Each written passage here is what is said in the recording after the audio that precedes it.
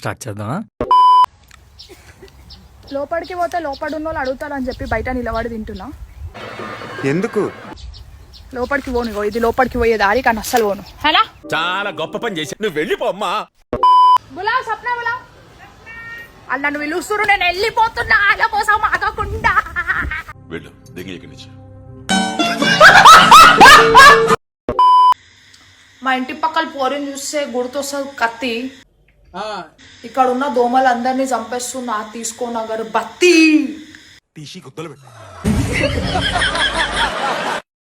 మా పక్కింటి వాళ్ళ ఆంటీ వాళ్ళ కొడుకు పేరు మొన్న భయ్యా. ఈ మధ్య కొంచెం తేడాగా ఉంటుంది, మీకు చూపిద్దామని. నేను మొన్ననే పోయేసి వచ్చిన పూనే, అందుకనే ఈరోజు నెత్తికి పెట్టుకున్న నూనె. ఇలాగే సార్, కొంచెం ఆడుగా బిహేవ్ చేస్తుంది.